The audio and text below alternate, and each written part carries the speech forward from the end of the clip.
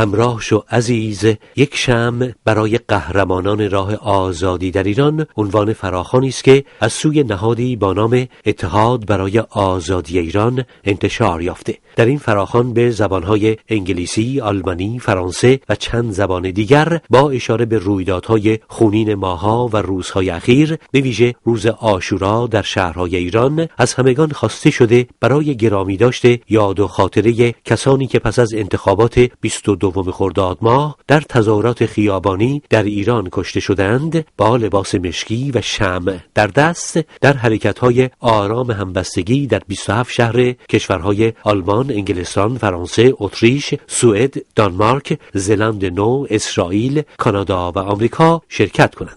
فرین فخاری، یکی از اعضای فعال اتحاد برای ایران شاخه آلمان، در گفتگو با رادیو فردا درباره این همبستگی زنجیره‌ای بیشتر گفته است. ما تصمیم گرفتیم دوباره یک برنامه بذاریم برای حمایت و پشتیبانی از تظاهر کنندگان در ایران و این بار برای پشتیبانی از کسانی که این همه جون گذاشتن توی خیابون‌های ایران و این همه دستگیر شدن و رژیم ایران به طور خیلی خیلی وحشیانه با این تظاهر کنندگان برخورد کرد و حتی ما دیدیم ویدیوهایی که با ماشین زیر گرفته بودن. امروز این تظاهرات در 27 شهر دنیا انجام شد. خانم فرین فخاری، لطفاً بگین که این برنامه چگونه انجام شد. ببینید، این برنامه از طرف اتحاد برای ایران که همیشه سعی میکنه که این برنامه ها رو در شهرهای مختلف در یک ساعت به خصوصی انجام بگیره. ما سعی میکنیم که انعکاس صدای تظاهر کنندگان در ایران باشیم، انعکاس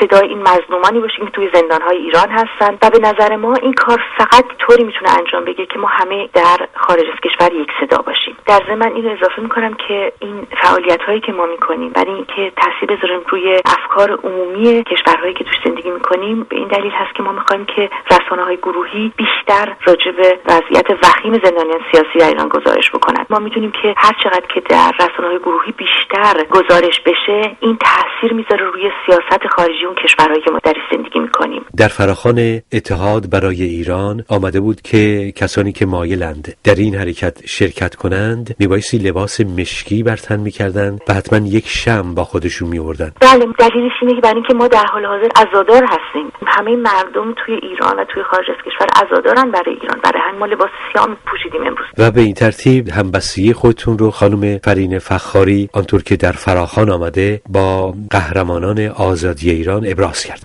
بله، بعضی وقتا فکر می‌کنیم کاش که خودمون توی این خیابونا بودیم و این تنها راهی که ما میتونیم همبستگی خودمون نشون بدیم. بعد از روز عاشورا مردم خارج از کشور دوباره میان تو خیابون، دوباره همبستگی خودشون رو اعلام میکنن، برای اینکه حوادثی که روز عاشورا اتفاق افتاد دوباره همه مردم رو احساساتی کرد برای ایران و مردم دیدن که این اتفاقات وحشتناکی که داره تو ایران میفته، دستگیری هایی که الان شروع شده، مثلا دستگیری مادر آقای سهراب اعرابی، چطور میتونن اینا بیان یک مادری رو که بچه شهید شده رو بگیرن؟ این حوادثی که تو ایران داره اتفاق میفته انقدر وحشتناکه که الان همه ایرانیایی که خارج از کشور ملتهبن و اینا منتظر همچین برنامه‌ای هستن که بیان بیرون و همبستگی خودشون رو نشون بدن.